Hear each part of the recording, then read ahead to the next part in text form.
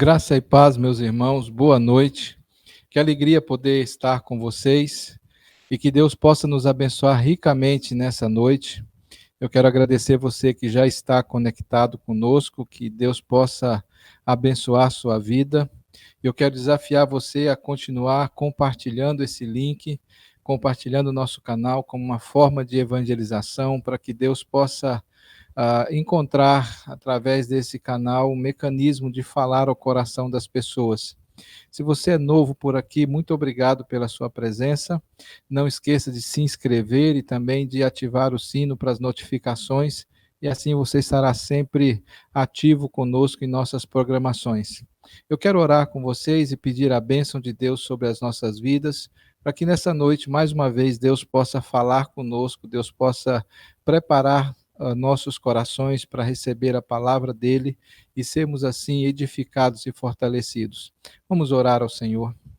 Pai, em nome do Senhor Jesus Cristo, eu agradeço ao Senhor por essa oportunidade, por esse tempo que podemos servir ao Senhor com cânticos e também ouvindo a tua palavra. Que o Senhor nos abençoe ricamente, que seja um tempo especial, um tempo em que nós possamos de fato experimentar as grandezas do Senhor e a bondade do Senhor sobre nossas vidas. Oramos ao Senhor e pedimos que nos abençoe. Ajuda-nos no louvor que prestaremos ao Senhor, que possamos cantar com alegria no coração. Assim oramos em nome de Jesus. Amém. Vamos louvar ao Senhor, vamos cantar ao Senhor, alegrar nosso coração na presença de Deus, elevando a Ele as nossas canções.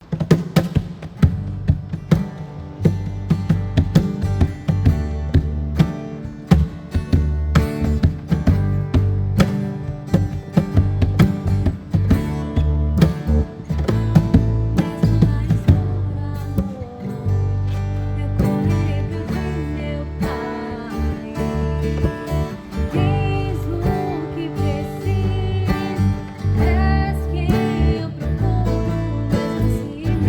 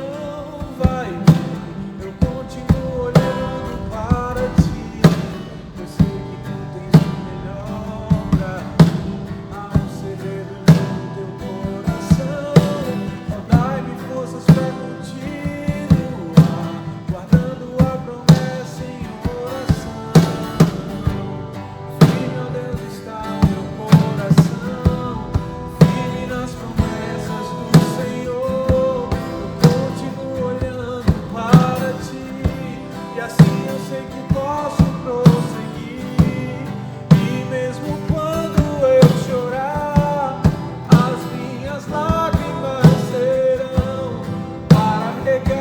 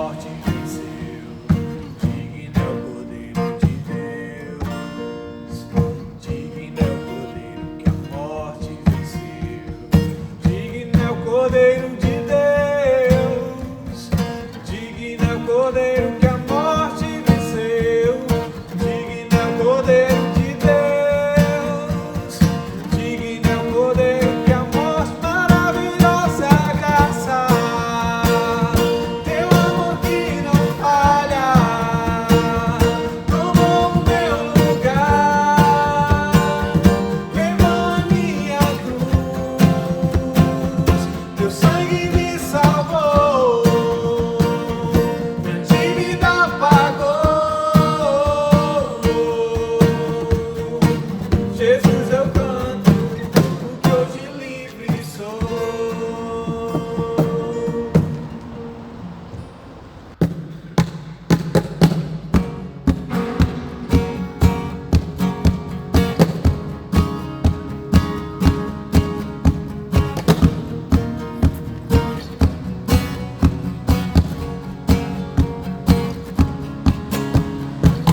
Deus que fez os céus e a terra, com o poder de sua palavra, e reina com autoridade.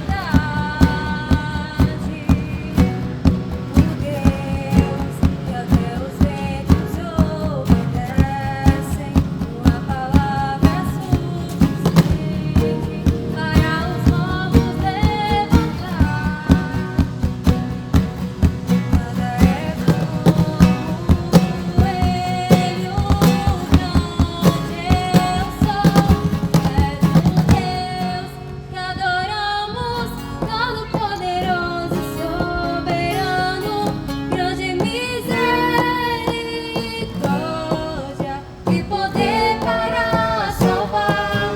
És o Deus que adoramos, que derrotou a morte e o pecado, glorioso Redentor e Rei, te adoramos. Deus que desceu do céu para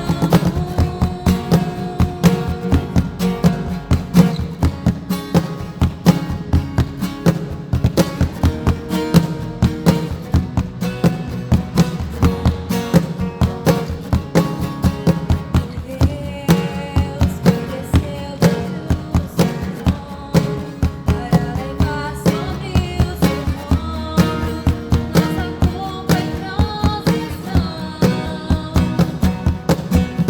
Jesus, exaltado sobre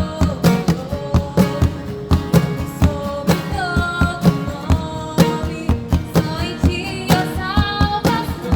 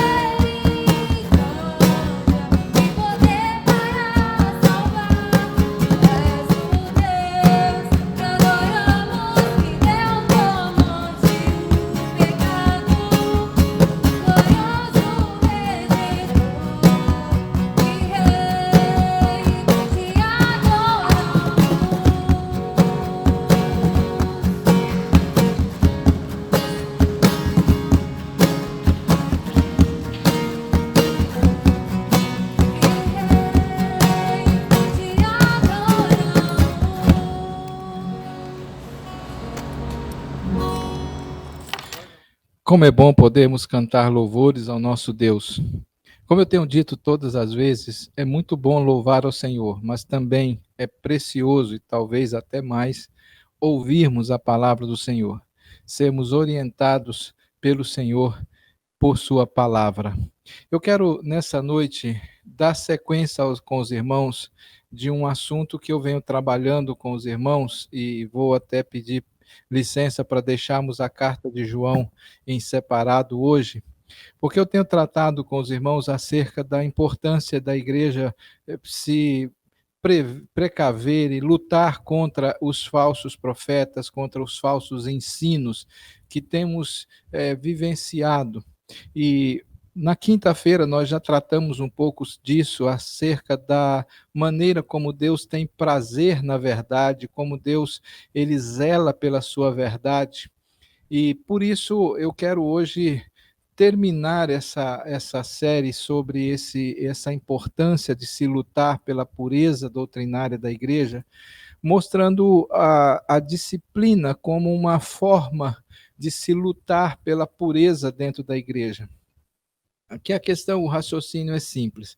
Se Deus tem prazer e se ele zela por sua verdade, a igreja precisa zelar pela verdade também. A igreja não pode ficar à margem disso. A igreja precisa zelar por essa pureza, por essa verdade do Senhor. E é evidente que nas Escrituras que nós devemos nos acautelar dos falsos mestres, dos seus falsos ensinos, dos seus ensinos perniciosos. E apesar dessas evidentes exortações que nós aprendemos no decorrer desses dias, nós convivemos com um tempo de muita complacência com o erro doutrinário em nossas congregações, em nossas igrejas. Sob o argumento de que não devemos julgar, nós estamos nos esquivando da tarefa de zelar pela verdade de Deus, assim como Deus zela. Uma oportunidade conversando com um colega, ele disse, mas se nós agirmos e formos disciplinar esses pastores, nós vamos perdê-los, as suas igrejas vão sair da denominação. E eu disse para ele, meu irmão, nós já perdemos, eles já saíram, eles não fazem mais parte de nós, eles não vivem mais o nosso evangelho, eles não são mais dos nossos. E às vezes nesse zelo, nesse desejo de preservar, de cuidar, de ter as pessoas por perto, nós podemos estar nos esquivando dessa tarefa de zelar pela palavra do Senhor como ele zela. Há lugares que se admite, eu poderia dizer de forma genérica, que nós admitimos em nossos púlpitos pessoas que anunciam um evangelho estranho. As nossas ovelhas, às vezes, contribuem sistematicamente com esses hereges, enviando ofertas para essas pessoas em troca de promessas falsas. Nós temos que seguir a orientação bíblica e temos que exercer a disciplina sobre esses operadores do erro, sob pena de sermos vistos como coniventes com eles. Em certa ocasião, João Calvino disse uma coisa muito interessante. Ele disse que é muito interessante e nós precisamos refletir no que ele fala, que o trabalho pastoral ele não pode ser reduzido. O trabalho pastoral diante desses sedutores, ele não pode ser reduzido a simplesmente pastorear. Ele diz, diante do que nós ouvimos, por exemplo, na carta de João, Calvino diz que é preciso que tenhamos em mente que é dever de um bom e diligente pastor, e aqui eu diria de uma boa igreja, não apenas congregar o rebanho, mas também espantar os lobos. O nosso trabalho não é apenas de trazer as pessoas para a igreja, mas é também o trabalho de espantar aqueles que são lobos, pois o evangelho que nós servimos é um evangelho puro. E se nós não agirmos contra essas pessoas, nós corremos o risco de estarmos sendo coniventes com esses impostores enviados pelo Satanás. Nenhuma igreja, meus irmãos, pode ensinar fielmente a palavra do Senhor se ela não for diligente em banir os erros sempre esses erros que estão sendo difundidos no meio do rebanho por causa desses sedutores do evangelho, por esses hereges que surgem no nosso meio. Se nós não tivermos esse zelo e esse cuidado, nós corremos o risco de permitir que a igreja se desvie lentamente, paulatinamente do evangelho, até o momento em que ela se torna estranha ao reino de Deus e os ensinamentos do Senhor se tornem estranhos a nós. No Antigo Testamento, os falsos profetas, eles eram tratados com pena de morte. Obviamente, esses recursos, esses elementos disciplinares do Antigo Testamento, eles não podem ser utilizados nos dias de hoje. Em nossa cultura, o Estado não oferta a espada como ferramenta de purificação da igreja. Israel vivia em um estado teocrático e isso era lei. O livro de Deuteronômio e de Levíticos falam claramente, abertamente sobre isso, que o falso profeta deveria ser apedrejado, deveria ser colocado como pena de morte por estar pervertendo a palavra do Senhor e pervertendo o povo do Senhor. Obviamente, nós não podemos fazer isso. Então, como nós devemos tratar? O tratamento que nós devemos dar é o da disciplina, é o da correção. E essa disciplina, essa correção, ela é essencial para a manutenção da saúde do corpo de Cristo. Nós não podemos esquecer de que se não há uma disciplina, se não há uma correção, o erro irá perpetuar, o erro irá crescer e ele irá tomar conta. A disciplina é um recurso, talvez o principal recurso que Deus utiliza para corrigir e restaurar os seus. É por meio da disciplina que Deus mantém a vitalidade e a pureza e a unidade do corpo de Cristo. No outro lugar, Calvino argumenta com muita propriedade sobre isso, quando ele diz que a disciplina do Senhor, ela é ao mesmo tempo um freio com que se contém e se doma aqueles que enfurecem contra a doutrina de Cristo, e ao mesmo tempo ela é uma espora para que sejam estucados, que sejam jogados para longe aqueles que têm pouca disposição de lutar pela verdade. Ou seja, às vezes esse castigo de Deus, ele tem como objetivo não só frear a heresia, mas também ele tem como razão instigar as pessoas a andar na verdade. Essa ideia da disciplina como um freio e, ao mesmo tempo, como uma espora, é uma figura muito apropriada porque ele nos mostra que a disciplina da igreja, ela tanto impede que o falso ensino avance, como ela estimula a mudança de vida daqueles que estão no erro. O pecado, diz Paulo lá em 1 Coríntios, é como um fermento. E o reverendo Augusto Nicodemos comenta sobre isso, dizendo que se não for tratado esse pecado, ele vai contaminar tudo à sua volta, corrompendo nossa consciência. Por isso é tão necessário em nossos dias que se seja corrigido os erros doutrinários dentro da igreja. O Dr. Russell Shedd dizia que a disciplina eclesiástica é o recurso que Deus utiliza para que a igreja possa alcançar a santidade e a ordem que são tão necessários para o bom desempenho no corpo de Cristo. Portanto, o alvo da disciplina é trazer a pureza, a perfeição a um povo pecador. O nosso coração é sempre tendencioso para o erro. Ele é totalmente corrupto e cheio de estultícia. E somente por meio da correção é que se pode dominar essa malignidade do nosso coração. A luta contra a disciplina é uma tentativa de subversão à ordem na igreja. Há aqueles que não concordam que a igreja discipline, corrija os erros doutrinários. E essas pessoas argumentam que todos quantos desejam que seja eliminada a disciplina ou impedem o restabelecimento, há aqueles que fazem isso deliberadamente, e há aqueles que fazem por irreflexão, por não pensarem direito. Na verdade, essas pessoas estão buscando a subversão da igreja.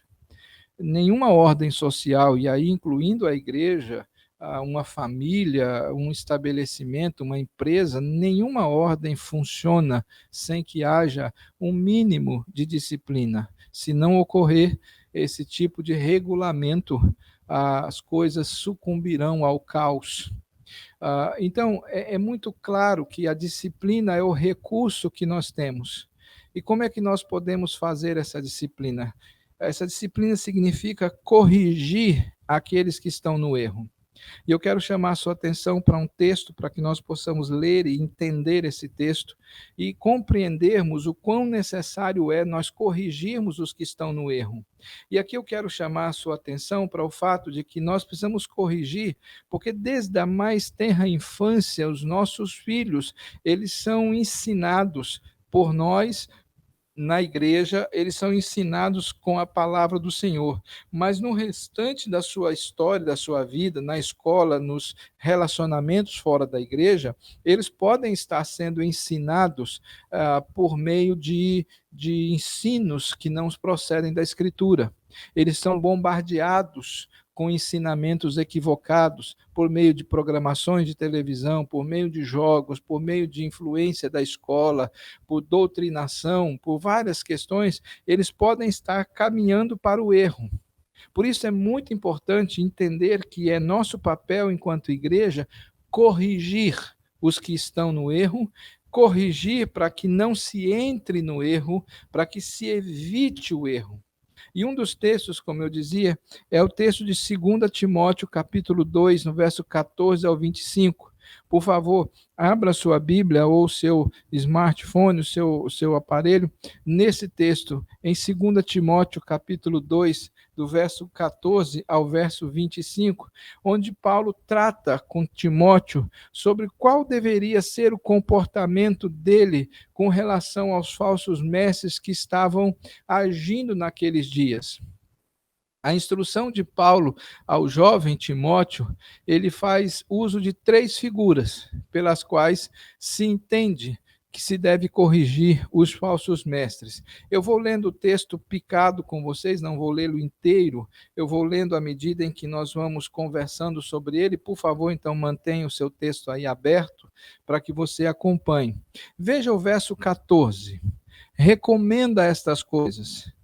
Dá testemunho solene a todos perante Deus, para que evitem contendas de palavras que para nada aproveitam, exceto para a subversão dos ouvintes.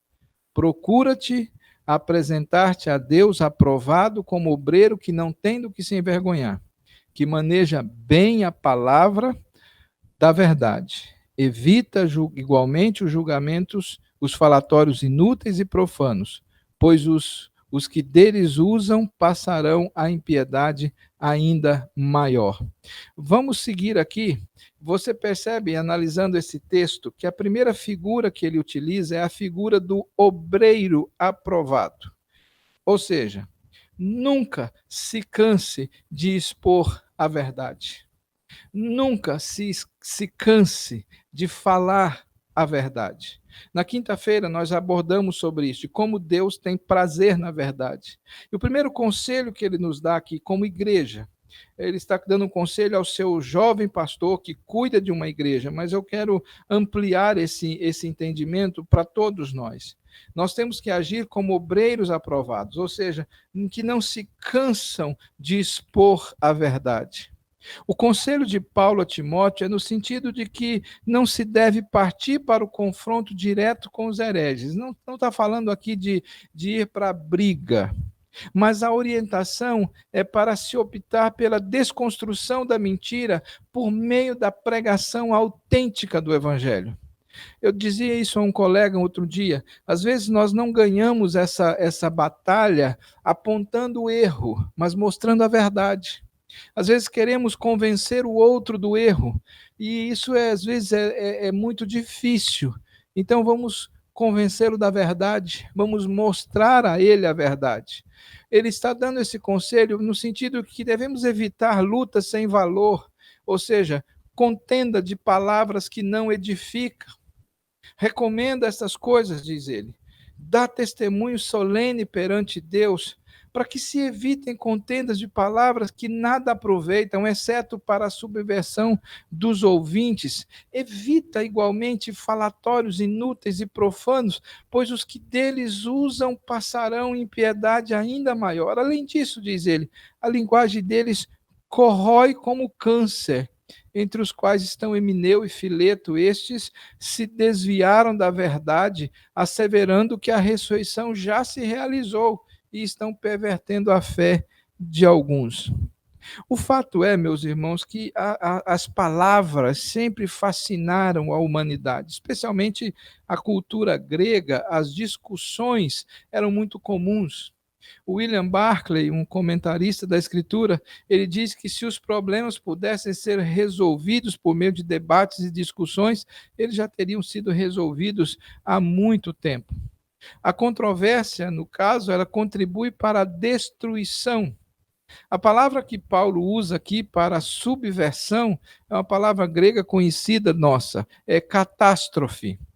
Parece evidente que Paulo ele pensa que a discussão é sempre prejudicial, porque ela reitera, ele reitera isso por 3 vezes nessa alerta a Timóteo. Ele diz, primeiro, que para nada essas discórdias, essas controvérsias servem. Segundo, ele diz que elas são como câncer, é uma linguagem corrosiva, uma linguagem mortal. E terceiro, ele diz que essa linguagem ela acaba pervertendo alguns da fé. O tratamento da igreja, o cuidado da igreja com o zelo pela doutrina, pela verdade, passa por esse tratamento, por esse ensino da verdade, passa por essa demonstração da convicção da verdade e não por discussões infindáveis. Essas discussões elas têm que, de fato serem evitadas. Os falsos mestres é que usam a palavra como distorção, e eles não vão dispor seus corações para se sujeitarem diante de uma discussão, diante de uma discussão simples aí, eles não vão ceder, muito pelo contrário, eles tentarão usar desses seus argumentos para poderem convencer aqueles que estão ao seu lado. Portanto, não devemos usar dessa artimanha, mas devemos sempre pregar a verdade, manter a verdade, ensinar a verdade, não abrir mão da verdade. Evite lutas sem valor, evite essas lutas que não têm nenhum futuro, mas não abra mão da verdade. Ensine sempre a verdade, mostre sempre a verdade, faça questão de mostrar que a palavra do Senhor é verdadeira. Para isso, Paulo aconselha a manejar bem a palavra da verdade. Ou seja, mantenha um ensino consistente do Evangelho. Esse ensino consistente do Evangelho edifica as pessoas. Diz ele aí no verso 15: procura apresentar-te a Deus, aprovado, como obreiro que não tem o que se envergonhar, que maneja bem a palavra da verdade. Entretanto, verso 19, o firme fundamento do Senhor permanece. O Senhor conhece os que lhe pertencem. E mais, aparte-se da injustiça todo aquele que professa o nome do Senhor. O verdadeiro mestre, mestre da palavra do Senhor, ele é reconhecido pela sua fidelidade na palavra. Ele não distorce a palavra do Senhor. Ao contrário, ele trata a palavra com um cuidado tão especial, porque ele sabe que a palavra do Senhor, o Senhor zela por ela. Ele sabe que o Senhor tem um cuidado com essa palavra. Por isso ele permanece no caminho, ele conserva-se na estrada principal, ele evita atalhos, ele tenta não criar caminhos, ele está sempre andando no caminho do Senhor e ajuda os outros a segui-lo e caminhem comigo por aqui, o caminho do Senhor é por aqui. Então, ao invés de entrar em embates inúteis com esses hereges, Paulo está sugerindo a Timóteo que ele se prepare para ensinar o evangelho de forma consistente. Há um perigo do conhecimento sem piedade. Às vezes, as pessoas querem entrar nesses debates e nesses embates para mostrar conhecimento. Isso não produz efeito, isso não traz nenhum efeito positivo na transformação das pessoas. Somente a verdade pode anular o efeito da mentira. Somente a verdade pode desmascarar a mentira. John Stott entende que essa expressão, manejar bem a palavra da verdade, é fazer da palavra um caminho direito, um caminho reto. A ideia é de ser zeloso com a exposição da palavra, é de ser zeloso com o trato da palavra, é de ser zeloso naquilo que se fala, é ter clareza naquilo que nós ensinamos acerca da Escritura. E eu quero que você entenda, meu irmão, minha irmã, você que nos acompanha, que a tarefa da pregação da Escritura não é só do pastor. O pastor tem o trabalho de alimentar o povo, de alimentar o rebanho com a palavra do Senhor. Mas cada membro da igreja precisa ser capaz de transmitir a verdade do Senhor a todas as pessoas com quem ele convive. No seu ambiente de trabalho, no seu ambiente de família, as pessoas deturpam a verdade, as pessoas têm as suas próprias filosofias, os seus próprios pensamentos, as suas próprias convicções, e nós precisamos ensinar a verdade a essas pessoas. O pastor não pode estar em todos esses lugares ao mesmo tempo. O pastor ainda não é onipresente, né? Então, quem é que tem que fazer isto? É você, você que ouve a palavra, você que aprende a palavra, você precisa ter esse zelo, esse cuidado de ensinar a palavra do Senhor àqueles com quem você convive. Assim como Timóteo, a palavra do Senhor tem nos desafiado nessa noite a manejar bem.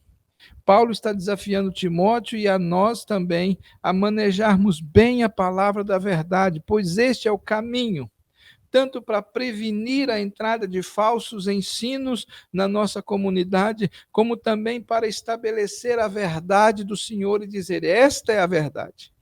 Na luta contra a falsa profecia, contra o falso ensino, é mistério, é necessário, é imprescindível que não só os ministros da palavra do Senhor, que não só os ministros de Deus, mas os membros do povo de Deus sejam hábeis expositores da palavra viva, que sejam firmes no fundamento do Senhor, na exposição da palavra do Senhor. É verdade que quando o púlpito, quando o pastor, ele prega e ensina a verdade, fica mais fácil para o membro fazer isto. Mas é necessário que todos nós estejamos imbuídos e envolvidos nessa tarefa de proclamar a verdade do Senhor. Então, a primeira figura que Paulo utiliza aqui é a figura do obreiro aprovado. Nunca se canse de falar a verdade. A segunda figura que ele utiliza aqui nesse texto é o de utensílios de honra e utensílios de desonra. Ou seja, nunca perca de vista a santidade da palavra, nunca perca de vista a santidade. Veja o que ele diz nos versos 20 e a 22. Ele diz: ora, numa grande casa não há somente utensílios de ouro e de prata, há também de madeira e de barro, alguns para honra, outros, porém, para desonra. Assim, pois, se alguém a si mesmo se purificar destes erros, será utensílio para a honra, santificado e útil ao seu possuidor, estando preparado para toda boa obra. Foge, outro sim, das paixões da mocidade. Segue a justiça, a fé, o amor e a paz, com os que, de coração puro, invocam o Senhor. Vejam, numa casa, diz Paulo, não há utensílios só de valor. Existem aqueles utensílios que são para uso comum, né? Não deve ser motivo de estranheza para nós encontrarmos pessoas misturadas com pessoas más, misturadas com as boas no convívio da igreja. Porque numa casa não existe só a louça, a prataria. Naquele tempo, naquela época, existiam as latrinas dentro de casa, eram utensílios, mas eram para desonra. Haviam as pratarias, haviam as louças que eram exibidas como perfeitas, como maravilhosas, mas existiam aquelas que eram usadas para as coisas mais comuns do dia a dia. A presença desses utensílios na casa naquele tempo não era de se assustar, elas existiam. Assim como nós não devemos nos assustar com o fato de existirem pessoas más, pessoas que proclamam inverdades no meio da igreja. A presença dessas pessoas em nosso meio não desfigura a igreja do Senhor. O uso dessa figura por meio de Paulo, pela pessoa de Paulo, é exatamente para ilustrar a diferença entre os falsos e os verdadeiros dentro da igreja. Paulo identifica os falsos mestres como vasos de desonra e os verdadeiros profetas como vasos de honra. Ou seja, a mensagem de Paulo a Timóteo é bem clara quanto à possibilidade de alguém se purificar desse falso ensino e retornar à sensatez da palavra. Se alguém se purifica, diz ele, deixa de ser vaso de desonra e passa a ser útil. A nossa luta contra o falso ensino, contra essas pessoas que estão enveredando para caminhos errados, é, na verdade, uma batalha pela santidade, não só da igreja, mas deste falso também. A ideia é que essa pessoa possa alcançar a transformação da sua postura, e com o seu comportamento mudado, essa pessoa que estava envolvida com heresias, ela sendo corrigida, sendo disciplinada, ela possa voltar atrás. Ou seja, a correção, ela não pode ter apenas um aspecto punitivo, mas ela tem que ter um aspecto corretivo. Ou seja, ela tem que buscar, ela tem que ter em mente a restauração da pessoa. Esse processo da igreja de ensinar e de corrigir é para que a pessoa possa ser restaurada, é que ela possa ser colocada de volta em acordo com a vontade de Deus, e essa vontade de Deus é que o homem o sirva em retidão e em integridade.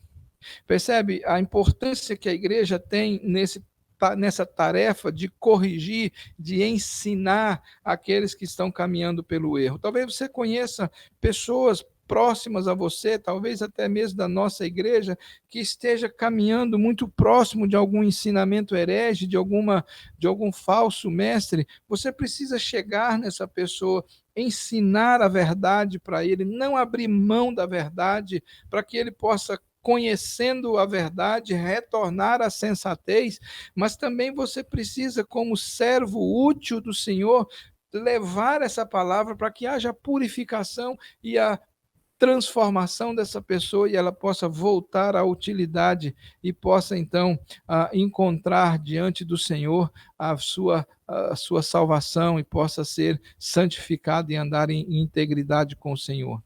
Mas Paulo usa uma terceira figura aqui, que é a figura do servo do Senhor.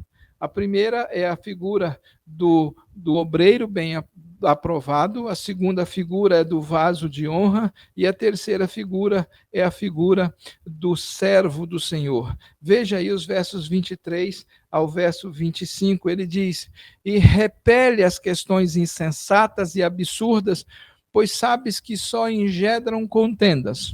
Ora, é necessário que o servo do Senhor não viva a contender, e sim deve ser brando para com todos, apto para instruir, paciente, disciplinando com mansidão os que se opõem ao Senhor ou à sua palavra. O servo do Senhor, Paulo aconselha que deve fugir de contendas. Ele não deve ser briguento, mas ele deve corrigir os que se opõem.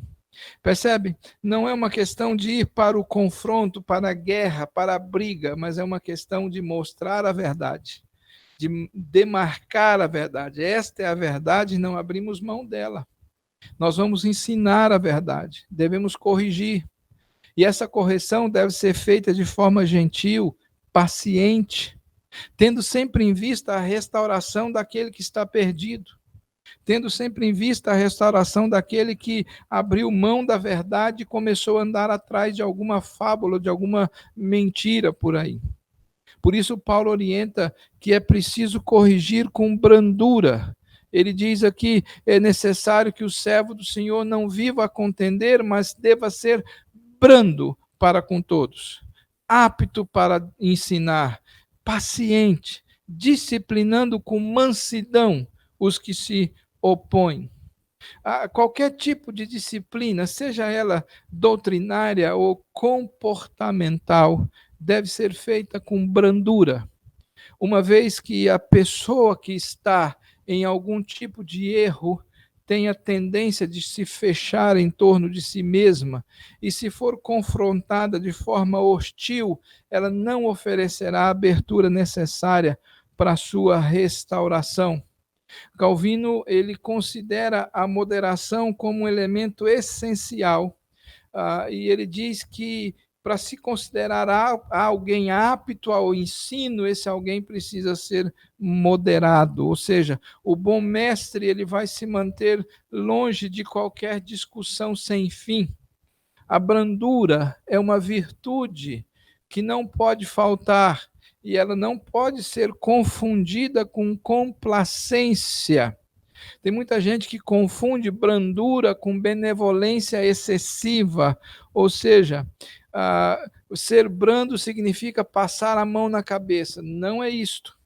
A palavra traduzida aqui para nós por mansidão, ela foi usada por Paulo lá em 1 Tessalonicenses, no capítulo 2, no verso 7, para falar de cuidado pastoral dos apóstolos para com os crentes, dizendo que mesmo se tivessem o direito de exigir, tratariam os irmãos com carinho maternal.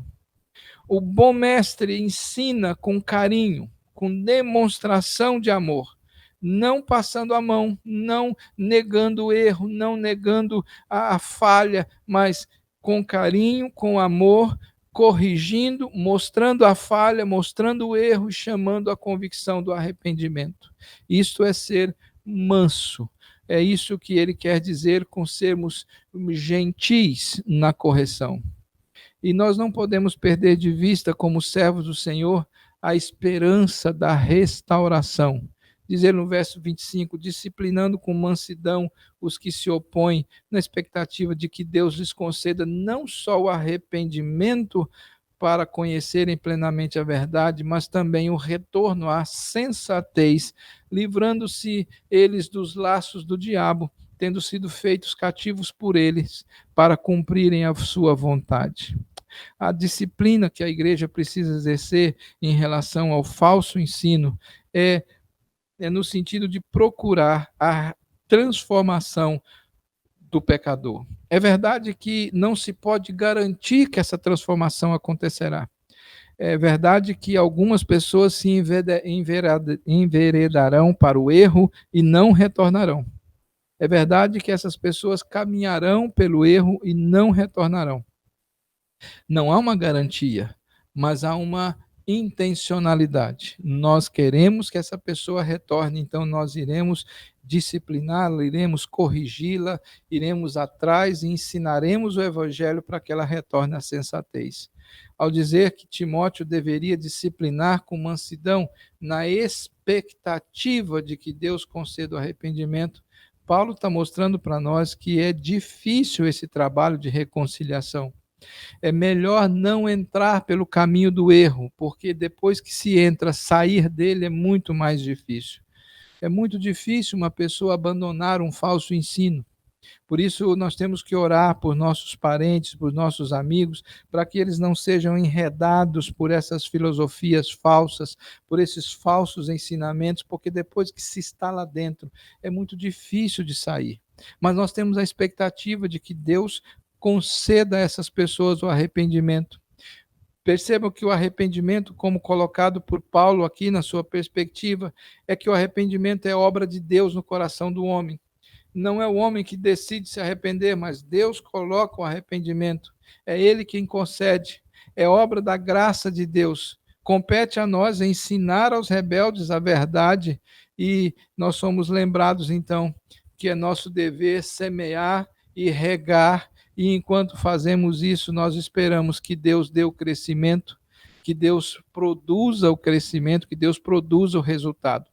Nenhum esforço nosso faz com que alguém mude a sua vida, mas nós cremos em um Deus que graciosamente Ele opera no coração das pessoas.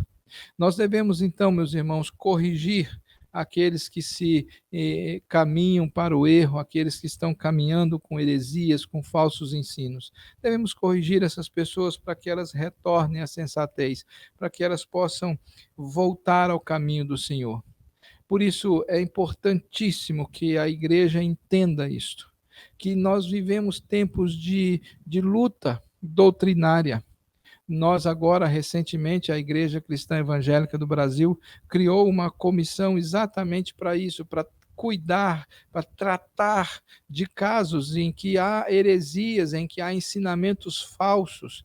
A nossa igreja, como denominação, está preocupada com isso, para evitar que o erro adentre as nossas fronteiras, para que se tenha garantia de que nos nossos púlpitos, nas nossas igrejas, a verdade está sendo ensinada, porque temos esse zelo pela palavra do Senhor, temos esse cuidado pela palavra do Senhor. Portanto, é importante que nós nos lembremos disso, que a realidade do falso ensino não pode ser negada, ela está aí, nós convivemos com isso, nós vemos isso, nós conhecemos isso, nós sabemos de pessoas que adentram a igreja, que ensinam coisas erradas, e nós temos que lutar contra isso. É um dever nosso como igreja.